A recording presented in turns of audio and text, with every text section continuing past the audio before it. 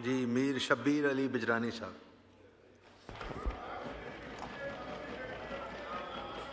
बिस्मिल्लाहिर्रहमानिर्रहीम। शुक्रिया जनाब स्पीकर साहब, आपने आज मौका दिया। इस साल का जो बजट हमारे फाइनेंस मिनिस्टर जनाब औरंगज़ेब साहब ने पेश किया है 18,771 अरब का। जनाब स्पीकर, मैं अपने हलके का नुमाइंदा बनते हुए, उनकी आवाज़ बनते हुए कश्मोर, कंदकोट, तंगवानी और शिकारपुर और ख़ुसूसन अपने सूबा सिंध की आवाज़ बन के नेशनल असम्बली में अपने ख़यालात आपके आगे पेश करूँगा। इस बजट में जो अच्छी चीज़ें दी गई हैं उनको भी मैं बयान करूँगा और जो बजट में लोगों के ऊपर बोझ डाले गए हैं उनके ऊपर भी थोड़ी नज़रसानी करेंगे। जनाब स्पीकर, जो बेहतर काम हुआ है वो 9% सरचार्ज जो सैलरीड हमारे अर्नर्स हैं उनके ऊपर वो सरचार्ज एबॉलिश करके एक रिलीफ दिया गया है हमारे सैलरीड क्लास को। ये एक बेहतर अमल किया गया जिससे सैलरीड क्लास को कुछ रिलीफ मिला है। उसके अलावा हमारा बेनज़ीर इनकम सपोर्ट प्रोग्राम जो हमारी शहीद मोहतरमा बेनज़ीर भुट्टो साहिबा के नाम से मंसूब है और गरीबों के लिए एक रोज़गार का ज़रिया बना हुआ है, उसमें 17% इंक्रीज़ करके उसको ₹838 बिलियन उसको कवर करके 12 मिलियन फैमिलीज़ में वो तकसीम किया जाता है। तो उसमें भी बेहतरी आई है और ये एक बड़ा अच्छा अमल किया गया है इस हमारे बजट में, जिसको मैं सराहता हूँ। इसके अलावा सर, जो बेहतर काम किया गया है वो कस्टम ड्यूटी जो 100+ जो हमारे रॉ मटेरियल्स हैं, जिसमें हमारे कैंसर की दवाइयाँ, लाइफ सेविंग ड्रग्स और उसके अलावा बेशुमार मेडिसिन्स, उनको जो है ड्यूटीज़ को ख़त्म किया गया है और इसमें जो हमारे इन अमराज के बीमार जो हमारे पाकिस्तान की आवाम है उनको इससे फ़ायदा होगा। जो भी कैंसर का मरीज़ होगा या जिनको और लाइफ सेविंग ड्रग्स की ज़रूरत है वो ख़त्म की गई हैं, ड्यूटीज़ ख़त्म। तो ये बहुत बड़ा एक रिलीफ़ है पाकिस्तानियों के लिए। जनाब स्पीकर, मैं अब जो बजट में हमारे अवाम पे बोझ डाले गए हैं उनका थोड़ा जिक्र करता चलूँ। इस बजट में जनाब स्पीकर जो टैक्स पेयर्स हैं, दोबारा उन्हीं टैक्स पेयर्स पे बोझ डाला गया, बजाय कि आप इस टैक्स नेट को वाइडन करें, ब्रॉडन करें, आप जो टैक्स अवेडर्स हैं उनको इस नेट में शामिल करें। उनको इग्नोर करके जो टैक्स पेयर्स हैं, जो टैक्स देते हैं, जो सैलरीड क्लास है, जो टैक्स पेयर्स का जो पूरा जो डेटा उनके पास है, IMF ने खुद अपनी स्टेटमेंट में बोला कि हमने फोकस ही उन टैक्स पेयर्स को किया है। ये बहुत बड़ी ज़्यादती है।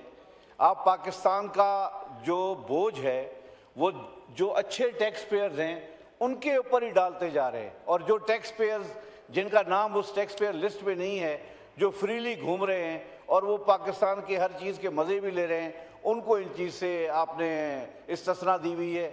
ना उनके ऊपर आप तवज्जो दे रहे हैं, ना उनको आप टैक्स नेट में ला रहे हैं। तो ये एक सिर्फ टैक्स पेयर के ऊपर बोझ डालना ये बहुत बड़ी ज़्यादती है। इस चीज़ पे हमारे वज़ीर ख़जाना को सोचना चाहिए था और इस पे मेरी ये गुजारिश है कि ये चीज़ नोट की जाए और इसको तवज्जो के साथ एक काम किया जाए। हमारे FBR वाले इस टैक्स नेट को बढ़ाएं। पाकिस्तान की मईशत तब सुधरेगी जब हमारे पाकिस्तानी सारे टैक्स पेयर बनेंगे। ये पूरी दुनिया में ये असूल है कि आप टैक्स पेइंग को जो है उसका नेट आप अपना ब्रॉडन करें, वाइडन करें, ताकि हमारे मुल्क की इकॉनमी बेहतर हो। उसके अलावा सर,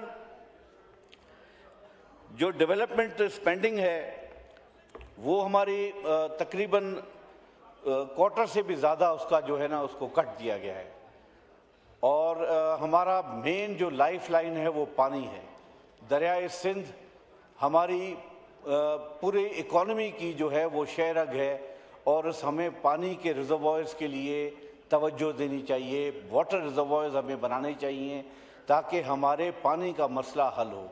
आपने पिछले दिनों देखा कि पानी का एक बहुत बड़ा इशू हो गया था और उस पे पूरा सिंध सरापा एहतजाज था, बलूचिस्तान सरापा एहतजाज था। तो water is our main lifeline. पानी के ऊपर कोई ऐसी चीज़ बजट में बयान नहीं की गई जिनको उन्होंने हाईलाइट किया हो कि जी हम पानी वाटर रिसोर्सेज के लिए ये पैसा हम मुख्तस कर रहे हैं और पानी के लिए हम ये काम कर रहे हैं। कोई ऐसी चीज़ बयान नहीं की गई है।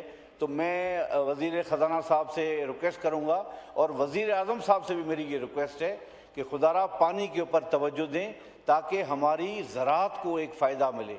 हमारे मेजॉरिटी यहाँ पॉलिटिशियंस जितने कौमी असम्बली के मेंबर बैठे हैं वो ज़राअत से ताल्लुक़ रखते हैं, चाहे पंजाब हो, चाहे सिंध हो और कुछ एरिया बलूचिस्तान का हो। तो ये एग्रीकल्चर सेक्टर को बूस्ट देने की ज़रूरत है। बजाय एग्रीकल्चर सेक्टर को बूस्ट देने के लिए हमने एग्रीकल्चर टैक्स, इनकम टैक्स उनके ऊपर 45% नाफिज किया हुआ है, उनके ऊपर सुपर टैक्स हमने नाफिज किया हुआ है। तो कैसे हमारे मुल्क की इकॉनमी बेहतर होगी? इन चीज़ों पे तवज्जो देनी चाहिए और मुल्क की बेहतरी के लिए इसमें काम किया जाए। उसके अलावा सर, पाकिस्तान का जो टैक्स टू जीडीपी जो रेट है वो तकरीबन 12% है और इसमें एशिया पैसिफिक में एवरेज हमारा तकरीबन 19.5% है और 18.5% जो है इंडिया और वियतनाम का है। तो इससे हमारे एग्रीकल्चर को जो है काफ़ी हमारा उसमें नुकसान हो रहा है और इसमें हमें तवज्जो देनी चाहिए। जो रियल स्टेट है, होलसेल रिटेल के जो होल्डर्स हैं उनको हमें टैक्स नेट में लाना चाहिए ताकि ये बराबरी के हिसाब से सब अपना टैक्स अदा करें, बजाय कि आप सिर्फ एग्रीकल्चर और फार्मर्स के ऊपर टैक्स नाफिज करते जाएं, उनकी कमर तोड़ते जाएं। ये आप इन सारों के ऊपर टैक्स बराबरी की बुनियाद पे दें और उनको सबको टैक्स नेट में लाके इस मुल्क की बेहतरी के लिए काम किया जाए। उसके अलावा सर, जो हमारे सैलरीड क्लास है उनका टैक्स स्लैब जो है उसको ग्रो करना चाहिए, वो ग्रो नहीं हो रहा, उसको हमने पीछे करके धकेल दिया है। और उसमें हमारा जो इन्वेस्टमेंट है टू जीडीपी, उसमें इन्वेस्टमेंट हमारी 13.8% है, जबकि बांग्लादेश में 22% है और ऑल ओवर अपना वियतनाम और इंडिया में 30% है। तो इसमें हमारा एक्सपोर्ट्स में हमें बेरली 8% जीडीपी का जो हमारा इस्तेमाल हो रहा है, बजाय कि वियतनाम वो 70% पे वो अपना काम कर रहा है, एक्सपोर्ट्स कर रहा है। और हमें वियतनाम की तर्ज पे अपनी एक्सपोर्ट पॉलिसी को भी बेहतर करना चाहिए ताकि हम अपने मुल्क का ये जो बोझ है आईएमएफ का वो हम प्रॉपर तरीके से उतार सकें। जनाब स्पीकर साहब, मैं जिस इलाके से बिलोंग करता हूँ वो हमारा इलाका पैडी ग्रोइंग एरिया है, चावल की फसल हम वहाँ ग्रो करते हैं। ये रीजन पूरा जैकोबाद हो, कश्मीर हो, शिकारपुर हो, घोटकी हो, ये सारा इलाका जो है हमारा राइस ग्रोइंग एरिया है और वहाँ पे हमें बजाय रिलीफ देने के और फर्टिलाइज़र्स को सस्ता करने की बजाय उनको और महंगा किया गया है। तो ये चीज़ें अगर ज़्यादा इसी तरह चलती रहीं तो ये फार्मर्स अपने इन फसलों को उगाना छोड़ देंगे। ये बोझ अब मज़ीद वो बर्दाश्त करने की सकत नहीं रखते। तो खुदारा एग्रीकल्चर सेक्टर पे रहम करें। एग्रीकल्चरिस्ट को आप अगर इकॉनमी बेहतर नहीं करेंगे, ज़राअत जो फार्मर्स हैं उनके लिए आप पेस्टिसाइड, उनके लिए फर्टिलाइज़र्स, ये सारी चीज़ें अगर इन पे आप तवज्जो देके इनको उनकी ज़रूरत के मुताबिक जो रेट इस वक्त चल रहे हैं वो रेट इस वक्त उनके कमर तोड़ रही है, ये चीज़ वो बर्दाश्त नहीं कर सकते। तो इन पे तवज्जो दी जाए, इन पेस्टिसाइड्स को, फर्टिलाइज़र्स को, इनके रेट्स को जो है कम किया जाए। उसके अलावा सर, एजुकेशन सेक्टर जो है हमारा बहुत इम्पॉर्टेंट है।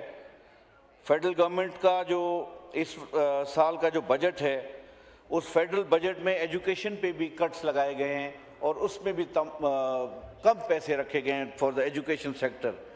जो हमारे बच्चे अभी भी बगैर बिल्डिंग्स के दरख्तों की छतों के नीचे स्कूल्स में अपने खोले हुए हैं, वहाँ पढ़ रहे हैं, उन पे हमारी फेडरल गवर्नमेंट तवज्जो दे। उनके लिए जो प्रोविंसेस का शेयर है वो प्रोविंसेस को प्रॉपर तरीके से डिस्ट्रीब्यूट करे, ताकि वहाँ पे हम अपने बच्चों को बेहतर तालीम, बेहतर स्कूल मुहैया कर सकें, ताकि उनकी एजुकेशन में बेहतरी आए। एजुकेशन होगी तो हमारी कौम, हमारी आवाम, हमारा मुल्क बेहतर सिमत में चलेगा, आगे अच्छे तरीके से निकलेगा।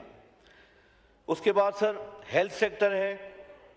हमारे हेल्थ सेक्टर में जो भी हमारा इलाका अंदरून सिंध का है, उसमें बहुत जो हमारे बेसिक हेल्थ यूनिट्स हैं वो खस्ता हालत में हैं, और इसमें भी तकरीबन 22 बिलियन फेडरल हेल्थ डेवलपमेंट में बजट के लिए रखा गया है, जो कि बिल्कुल नाकाफ़ी है।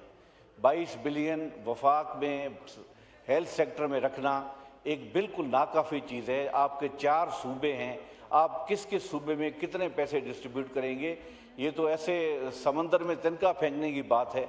इस पे भी तवज्जो दी जाए, हेल्थ को भी प्रायोरिटी दी जाए।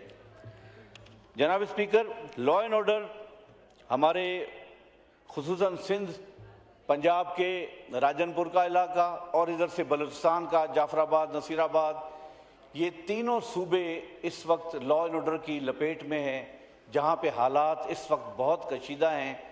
और हम वक्तन फ़वक्तन मैं इस फ्लोर ऑफ द हाउस पे अपने अमन अमान की सूरत हाल को हमेशा हाईलाइट करता रहा हूँ और चेयर को ये हमेशा बताता रहा हूँ। आज भी हमारे इस रीजन में हमारे डिस्ट्रिक्ट कश्मीर, जैकबाद, शिकारपुर, यहाँ पंजाब में राजनपुर, बलूचिस्तान में जाफराबाद, नसीराबाद, ये सारे इस लॉ एंड ऑर्डर की जद में। आए दिन हमारे पंजाब से, हमारे केपी से कई दोस्त हमें फ़ोन करते हैं कि जी हमारी बस जा रही थी, वो पैसेंजर्स की उनको डाकुओं ने लूट लिया। तो ये कच्चे में हमें एक जॉइंट फेडरल गवर्नमेंट का ऑपरेशन चाहिए।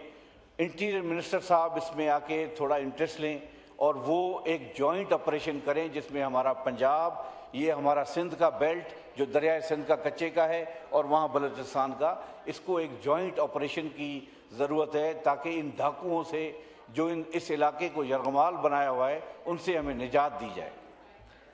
जनाब स्पीकर, मैं आखिर में आपसे यही गुजारिश करता चलूँगा कि हमारी जो एक्सपोर्ट इकॉनमी है उसको डाइवर्सिफाई करके टेक्सटाइल, आईटी इंडस्ट्री को हमें बैकअप देना चाहिए, और वैल्यू एडेड मैन्युफैक्चरिंग, जिस तरह वियतनाम में ये काम हो रहा है उसी तरह हमें पाकिस्तान को भी इसी तर्ज पे काम करके इस मुल्क की इकॉनमी को बेहतर करना चाहिए। जनाब स्पीकर, ये जो बजट पेश किया गया ये एक बैलेंस शीट नहीं है, ये स्टेटमेंट है जो हमारे स्टेट के लोगों के लिए उनको याद करती है और उनको सहूलियात फराहम करती है।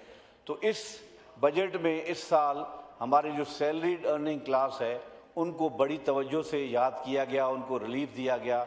तो मैं अब एक्सपेक्ट करता हूँ कि नेक्स्ट बजट में हमारे एग्रीकल्चर को याद किया जाएगा, हमारे फार्मर्स को, हमारे हारियों को रिलीफ देने की कोई बात की जाएगी। और उसके साथ साथ मैं ये रिक्वेस्ट करता चलूँ कि ये चीज़ हमारी एक तय हुई थी पीएनडी डिपार्टमेंट में भी और कम्युनिकेशंस में कि सिंध का हैदराबाद से सखर का जो है मोटरवे वो 2027 में उसका काम शुरू किया जाएगा। मैं खुद कम्युनिकेशन कमेटी का मेंबर भी हूँ, हमारे चीफ विप साहब एजाज जकरानी साहब उसके चेयरमैन हैं, तो हम उसको रिगरसली फॉलो भी कर रहे हैं। मैं उम्मीद रखता हूँ कि इस दफ़ा हमारे प्लानिंग के मिनिस्टर एहसन इकबाल साहब इसके ऊपर बजट रखेंगे और ये कराची से सखर तक हमारा मोटरवे बनेगा और हमारे पाकिस्तान, पूरे सिंध जो है पूरे पाकिस्तान के मोटरवे से कनेक्ट होगा। मैं इन्हीं लफ्ज़ों से आपका शुक्रिया अदा करता हूँ। पाकिस्तान पाइंदाबाद। शुक्रिया।